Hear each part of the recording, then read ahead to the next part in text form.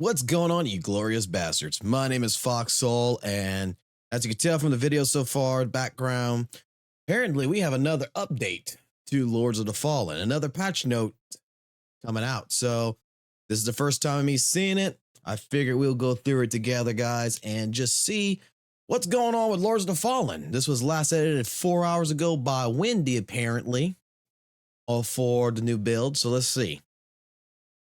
Greeting Lampbringers. First of all, thanks to all those who took place in our Season of the Bleak event.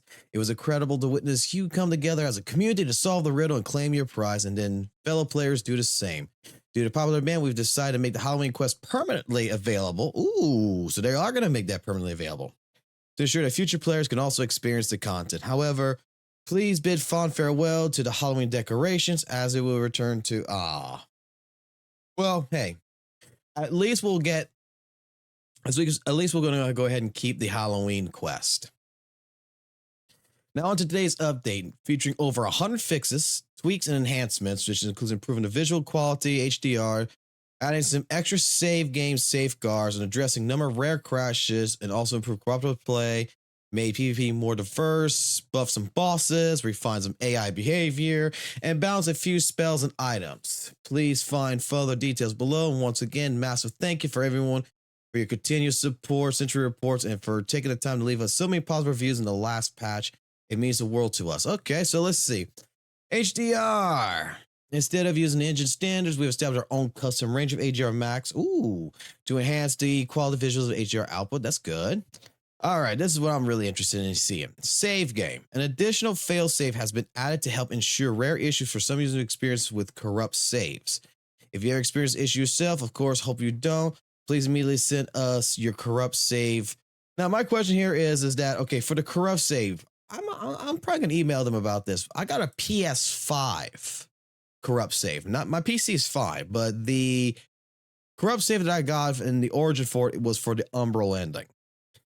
Every time I load the game, it says, hey, you got a corrupt save. Even though I can still load into the characters and still play normally, it keeps bringing that up. I wonder if they would actually be able to fix my PS5 save. Probably not, but you know what? I'll make a video about that. We'll see. We'll send them an email about it. I could pull my save file from the PS5 and we could take a look. Let's see what we got here with stability, though. Stability. A rare crash reported for Century where factions AI cast certain abilities with crash and okay. A rare crash that could happen within the thing. Okay. A rare crash that would happen with AI players targeting each other for specific abilities not reported in a Century yet. Okay. A rare crash that would happen often revenge of selected AI, specific ones already not dead, reported in Century. A rare crash that would happen when the player's aiming in a range mode.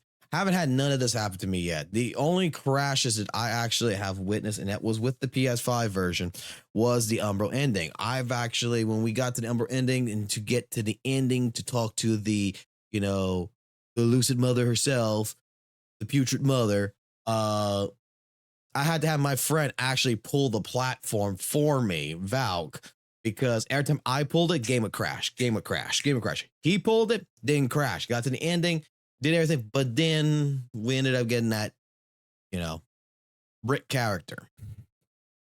Performance. Okay. Fix the FPS decreasing issue that occurred opening and closing in the game menu more than 50 times in one session, allowed stomach consuming action afterward. Conduct the collision. Implement a shadow optimization pass. Okay. Optimize several smoke. Yeah, I want to see how that is because you're smoking fog effects. I've been noticing that's a little blocky, guys. A little blocky. Enhanced targeting system performance when players and enemies target abilities against each other. Okay, conducted a cast shadow optimization pass. Okay. Optimize Skyrish Bridge by rearranging assets that can cast shadows, maintains the same quality while gaining additional frame rate. Okay. New Game Plus. Now clients won't be able to restart game and start New Game Plus in the host world as intended. Ah, shit. That kind of sucks. That kind of actually sucks. I was liking the fact that, you can go fight like Light Reaper, right? In your New Game Plus. die, and then instead of, you know, in the tutorial, just rewind it, go back to the, you know, the vestige, rewind, go back and keep on trying. I was actually doing that to practice against the Light Reaper, so they're going to be taking that out. That kind of sucks. Co-op, in certain edge cases, the client would enter, ignore, move input and state UI vestige at the same point. It was reported sometimes when creating co-op sessions, it could happen that you cannot create a second match after disconnecting one of the two parties. That has happened to us to where we had to restart the game. Okay, so they're gonna fix that. They fix an issue where the client would sometimes stop receiving sounds from the host when entering spectator mode. That's happened to Valka quite a bit, and it's happened to me. Under certain circumstances, the client is saying push response remain on the screen after transitioning. The host rests at a vestige. Not sure about that one. I don't remember having that kind of issue. For clear user experience, we've updated the session password introduction process with display 8-character limit. Prohibit spaces. Please note the password for PvP session expires within a few minutes if you do not enter a PvP invasion area. This change submits for by preventing the abuse of passwords for blocking PvP while allowing for friendly sparring. Okay. Fix black material in Umbro that could happen for co-op players. Okay. Fix an issue. So, okay. So this is one thing I gotta give the developers. They are actually working now. PvP, boss weapons. We observed players heavily rely on specific boss weapons and spells for PvP. This led to less diverse gameplay experience. To address this issue, we made a few adjustments to these items. Boss weapons will now have 10 levels instead of 5. We now modified their, so now boss weapons, instead of being a +5, they're gonna be +10. Oh, that kind of sucks. I mean, that means I'm gonna have to fix my crossbow then. While they remain potent, they'll no longer be overpowered in PvP. Mana costs in the reflections and her spells have been significantly increased. Okay. Explosive bolts and shattering bolts will now require more ammunition to use. God damn. The usage cost of corrupt banner javelin has increased. Okay. And damage output has been nerfed. That kind of sucks. To facilitate this transition, we're temporarily reduce the cost of the normal trunks at the shrine. Make it easier for players to get their boss weapons from 5 to 10. Also made it easier to try out different weapons and create more varied builds. Okay, that's pretty good. I don't like the fact that they're doing this. I really don't. Like for boss weapons that were +5, now we're making +10 because, PvP. I mean, in all honesty, just do something to the effect like what ends up happening with co-op. Like if I got a +5 weapon on me, that whoever connects to my game should only be able to do basically the maximum amount of damage that my character is able to do. Like for example, if I go into Valk's world and he has a +5 weapon, I got a +10 and I'm using it, I don't do as much damage in his world unless he gets a +10 weapon, which I would normally, we tested this. I would give him a +10 weapon, boom. I'm doing 300 a hit. If I take away the +10 from him, I'm doing like 28 a hit. I think that what you should do in that regard is base it on whatever the strongest weapon is on the player side. That would fix this. I mean, I don't see why like doing this or nerfing things or making things cost more would be, but we'll see. Additionally, we made addition to adjustments for PvP. The host is now unable to return to the main menu while the critical. Oh, come on. So now I gotta actually close the game. I can't just exit and go to main menu. That sucks. We made adjustments to the invasion volume boxes, increasing their size to help reduce disconnections. This is an ongoing process. All right, so this needs to be further improved. We've enhanced visual feedback of player PvP. Such we fixed an issue where the Vader could enter the host's world and reduce mana. With reduced mana ammo, this also happens with co-op people. Like if I invite Valken, he gets reduced mana ammo and HP until we rested a vestige. So I mean, this needs to be fixed. Revenge. We have enhanced our visual feedback, avenging another fallen Lampbringer. Bosses. Taught new tricks to the Sanctified Huntress, allowing her to use dash teleport when cornered against a wall by a player. Okay. Griefbound has now been adjusted to be more aggressive in her boss fight as well as her minions. Okay. When killing Light Reaper at a specific frame, one of his attacks, it could interrupt his death animation, leaving him unanimated for a few frames. We've witnessed this. Okay, so that's fixed. We increased the challenge for a boss at the bottom of the very dark place. Born Now Love has higher pacing and a bit more punch. We intensified this thing, blah, blah, blah, making him angrier and more formidable despite his sadness. We've noticed that some players have been struggling with this in his house, particularly when it comes to frostbite projectile tests. To help players anticipate his attack more efficiently, we've enhanced its visual.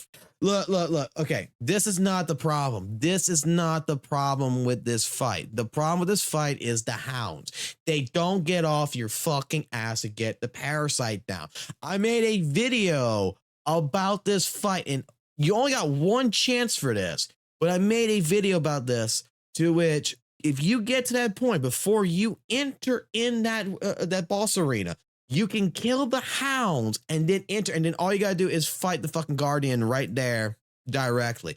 And his fucking frostbite projectile attack isn't shit. Just get on the land and step, and basically there is a area where it's rocky. If you just stand there, you will never get hit by the projectile. You just basically got to get him around in a circle. Dodge him when he gets up on there, get off of it, it will stay there. This fight, the problem here is the hounds.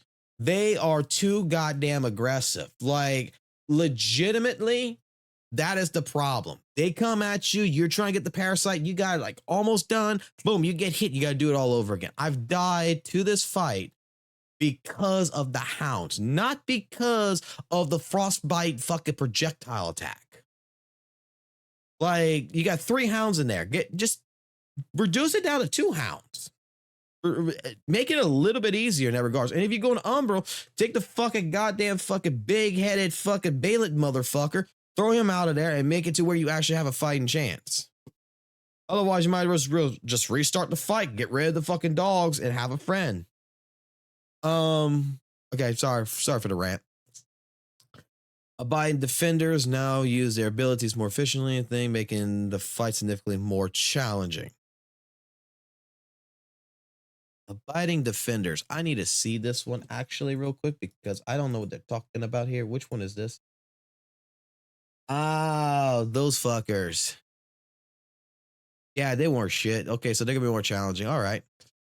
Oh boy, the Red Reaper. They made few improvements to make it more dangerous, harder to cheese. I wonder why.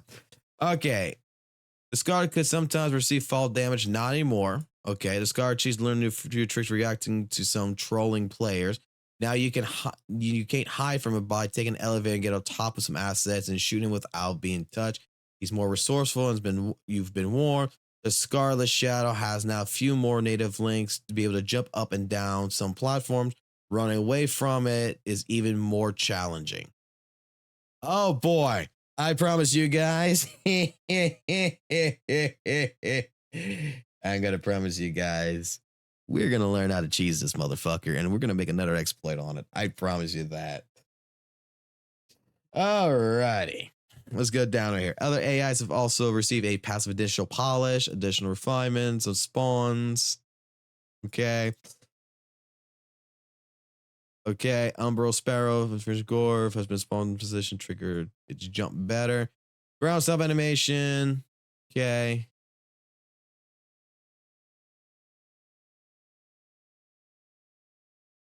Okay. I'm just going through this real quick. So far, nothing really that notable. Transition to Umbra is already a significant penalty. Sometimes players could fall through a ledge or instantly die without even seeing an attack sparrow. Okay. Some of the Umbra Sparrows in level have a lot of lockdown disabled. It has been reactivated. Tweak the behavior of some quadrupeds surrounding players. Look more menacing and cooler. Ooh.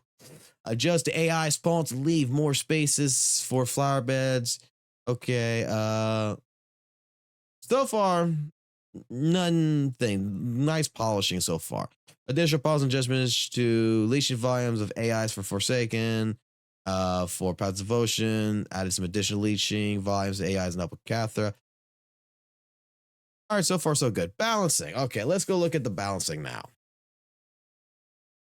Okay, so the stones here, the healing stones have been increased slightly, and now it takes 12 seconds instead of 20 seconds. Okay. Curse of a Deer has seen the duration increase from 10 seconds to 30. Okay. There's some things in here I'm worried about. Barrage of Echoes cost increased by 25% and decreased by 20. Defensive aura, okay. Stuff I don't use. But if you use any of this, this is pretty nice. Like they fixed the Holy Slash from being easily destroyed upon physical collisions. Ring of Thorns not causing smite status effects sometimes. They fixing that. They fixed the trick damage and vulnerability to spells. Fixing the aura, been nerfed to decrease the base healing. Okay. Increase the versatile damage multiplier on Umbral Assassin Swords by 15% to make a more attractive choice for parry players. Lowered the bonus damage dependent burden from thing. Okay, stacking effect. All right, cool. Metastone prices have been reduced in vendors from 300 to 200, 600 to 400, and 900 to 600. Nerf enhanced throwables.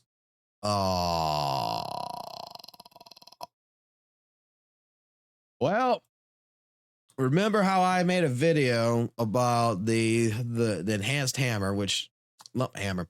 So they're going to be nerfing that by 30%. Well, that sucks. But that is fair. That is a good balance in my personal opinion. So that's what I was looking for in a balance.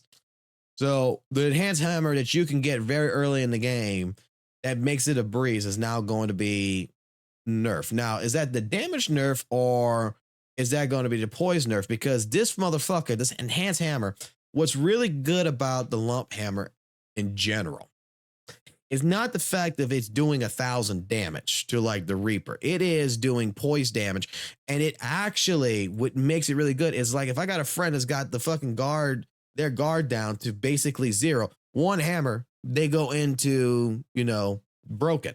They go into a broken state. So I wonder if that's also getting nerfed or is just the damage. Radiant Art decrease in healing, deceleration, aim for distance, souvenir. This is a Dark Souls game. Why are we trying to balance it so much? Like in reality, why are we trying to balance a broken game?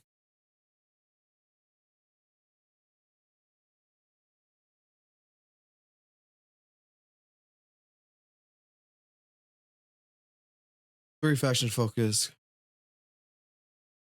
Remove poise damage from AoE spells such as the Graveyard Frogs and such that were weird loop bench. Okay.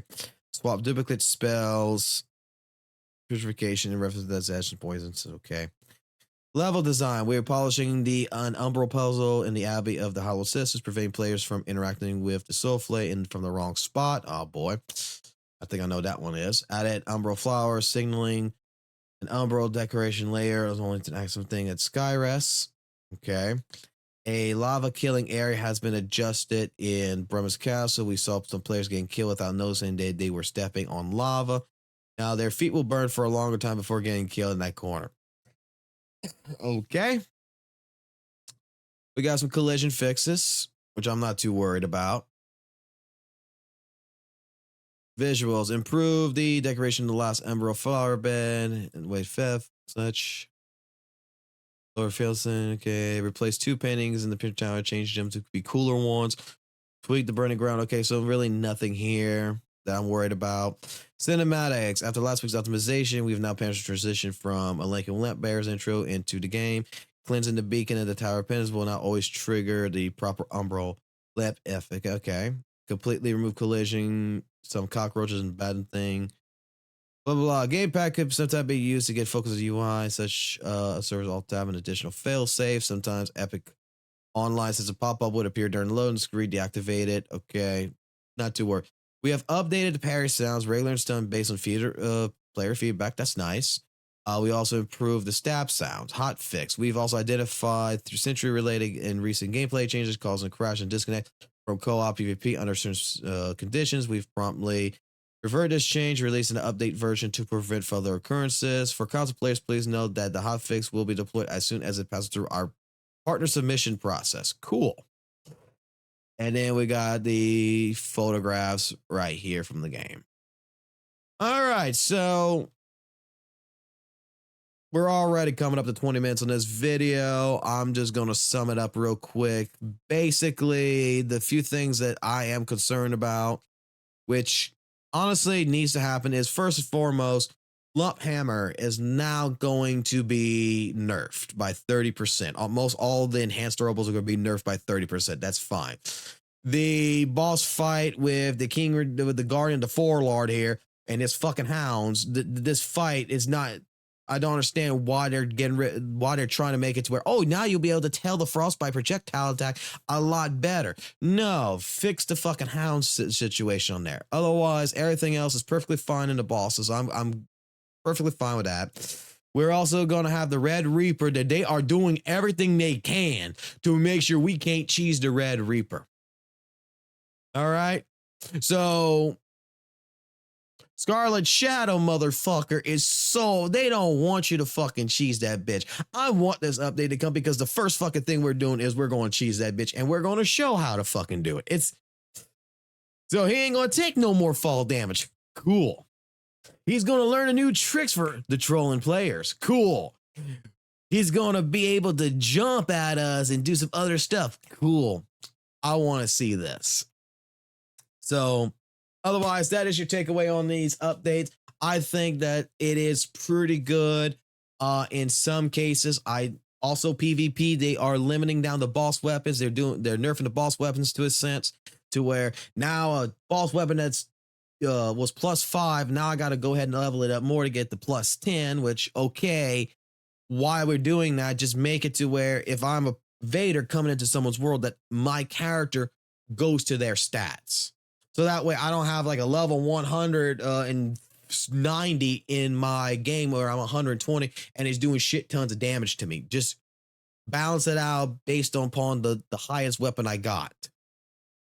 You can fix that, I think, very easily. You don't have to go through this entire rigmarole of nerfing and making weapons, weaker in that regards. Just lower their fucking level down a little bit.